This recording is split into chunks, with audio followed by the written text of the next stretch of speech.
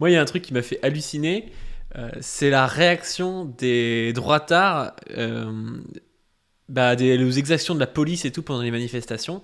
Les mecs, alors que d'habitude ils se disent quand même plutôt du côté du peuple, ils disent que la gauche trahit le peuple ou la gauche trahit au niveau du social et tout, que c'est eux qui ont fait passer certaines réformes, ce qui est vrai, hein, c'est Hollande qui avait passé certaines réformes, mais bon, est-ce qu'on le considère vraiment à gauche? Bon, on va le garder, hein, parce que ce serait vraiment mauvais joueur de dire que c'est pas quelqu'un qui est affilié à la gauche. Mais Hollande a quand même fait passer des réformes libérales de manière générale. Et bien eux, les droitards, ils se réjouissent en fait. Que ça passe en mode autoritaire, ils se réjouissent. Et c'est là qu'on voit que le masque tombe par rapport à Macron.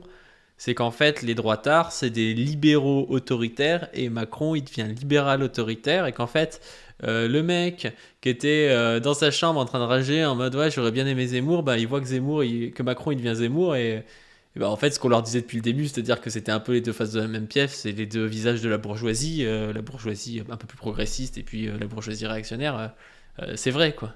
Parce qu'il y a ce post-là que j'ai vu de Pierre Sautarel, donc le mec de F2 Souche, qui marque « Ils se font plaisir ». Donc déjà, c'est un connaisseur pour faire des tweets ambigus, hein. Ils se font plaisir, on sait pas trop si lui, ça lui fait plaisir, mais bon, on peut pas le savoir. Là, il dit « Ils se font plaisir », on croirait, on pourrait penser qu'il le dit dans le sens où ça lui fait plaisir, mais je ne le diffamerai pas, je ne sais pas si ça lui fait plaisir. Et donc voilà.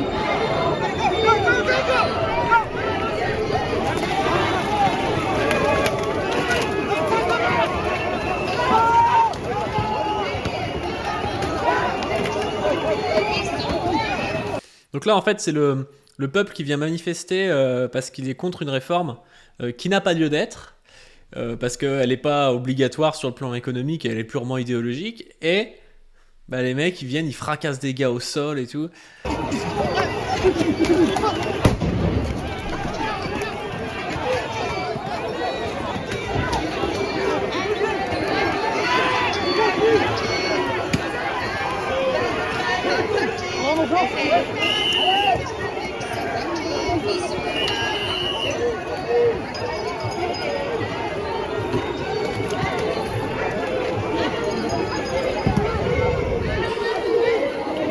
C'est des images de Robocop, hein, sincèrement. Enfin, les mecs, je trouve qu'ils ont tellement l'air surarmés et tout pour.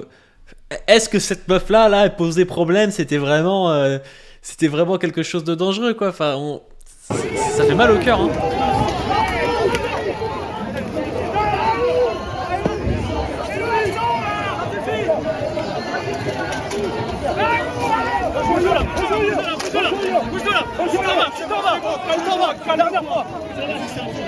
La meuf elle a rien fait, elle est là, elle a peur, donc vu qu'elle a peur, elle se met un peu sur la défensive et eux ils prennent ça presque comme une agression et puis la menace, quoi.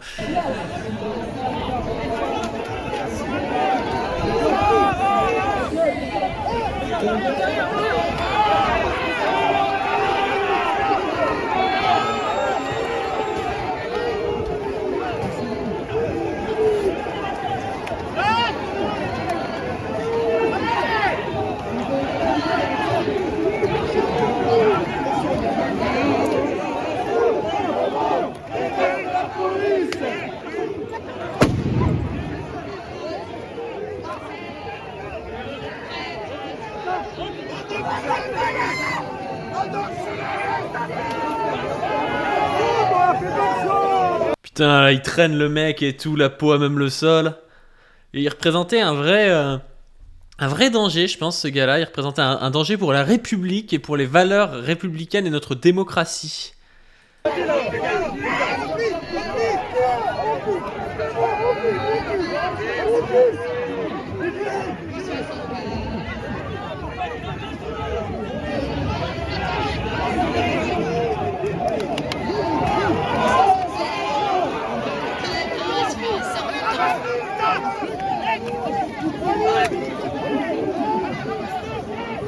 Qu'est-ce qu'ils foutent avec ce gars-là? Pourquoi ils le relèvent pas?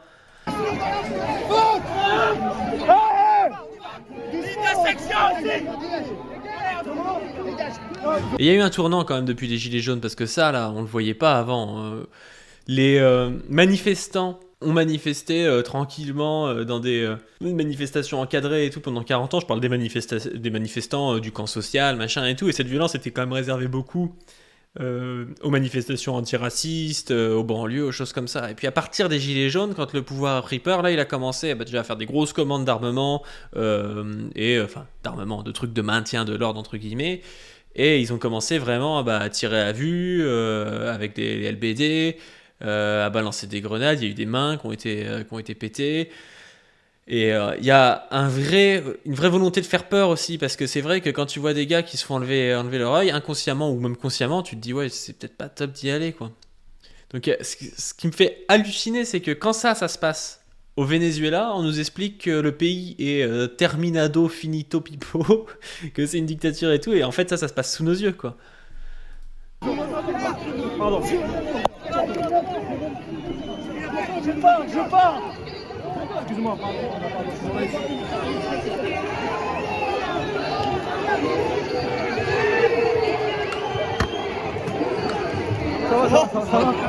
Ça va. Je voudrais pas avoir le casque. C'est important le casque. Ouais, bien sûr. Regarde, bien sûr, c'est malade. Direct. Dès le début, c'est tout. C'est assez surréaliste l'ambiance avec les chants de manif derrière. Il y avait trop de journalistes.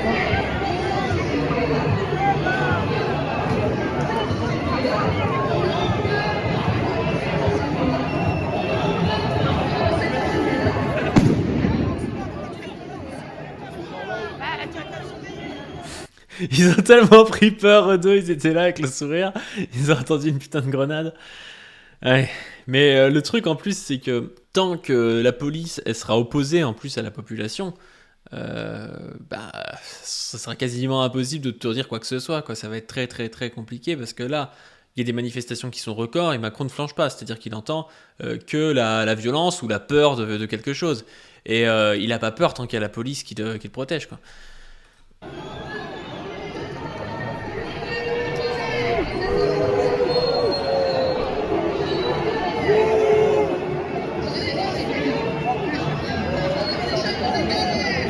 Et c'est tellement des populations en plus qui n'ont pas vraiment l'habitude de manifester, je pense. Enfin, je sais pas si c'est tous des manifestants là-dedans, mais c'est pas, ils ont pas l'air d'être des manifestants professionnels, quoi. Et la police, elle considère que ces mecs-là, ils sont ultra dangereux. Lui, là, il est super dangereux, hein. Il est super dangereux.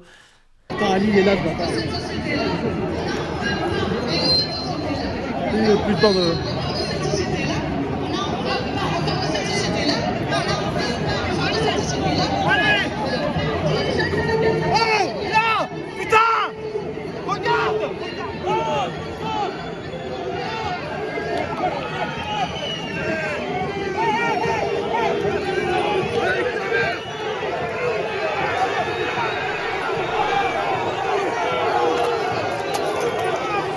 Et il y avait des témoignages de policiers aussi qui disaient que eux, ils étaient pas forcément au courant des fois, c'était pendant les gilets jaunes, hein, des ordres de leurs supérieurs, et que en gros il y avait des NAS qui se créaient, des choses où du coup il y avait des mouvements de foule vers eux. Eux, du coup, ils tiraient ou ils allaient tabasser les manifestants et tout, mais que eux, en fait, ils comprenaient a posteriori que les manifestants, ils venaient vers eux parce qu'ils pouvaient pas passer par l'autre côté de la rue parce que c'était bloqué ou des trucs du genre.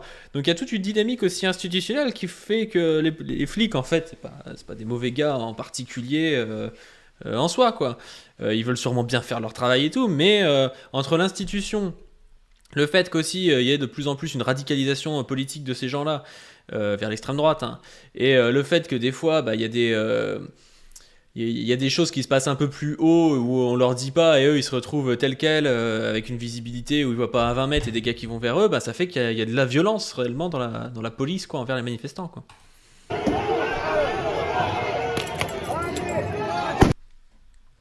Ça commence à excuser les policiers. Non, mais faut avoir conscience du déterminisme aussi. Les mecs, ils sont pas méchants en soi. Par contre, structurellement, c'est un outil de la classe dominante, la police. Que la classe dominante, ce soit je sais pas, que ce soit une bureaucratie dans une république populaire socialiste, ou que ce soit la bourgeoisie. La police, c'est toujours un corps constitué qui permet de faire passer le pouvoir, quoi, qui permet de maintenir le pouvoir en place.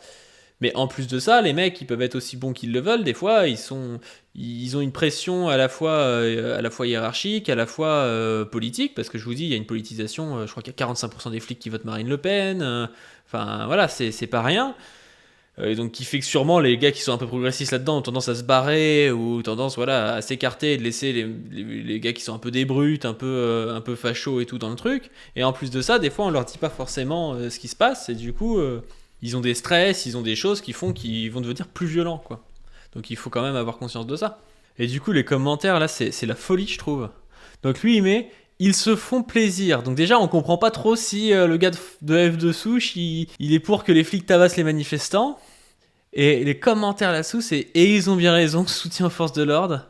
Contre les Black Blocs, oui, j'approuve l'amusement des forces de l'ordre. De bien belles images, comme on aimerait en voir plus souvent. N'est-ce pas un brin légitime quand on pense aux insultes, aux crachats, aux projectiles divers et variés qu'ils enclaissent stoïquement pendant des heures. Un peu de récréation fait du bien de temps en temps. Exactement, magnifique, contre-attaque, droit au but, quelques coups de pied bien placés. Quel bonheur de voir des actions pareilles. C'est beau le sport quand c'est pratiqué ainsi. Merci à nos forces de l'ordre. Allez les bleus, allez les bleus. Au secours papa, les policiers m'ont fait bobo.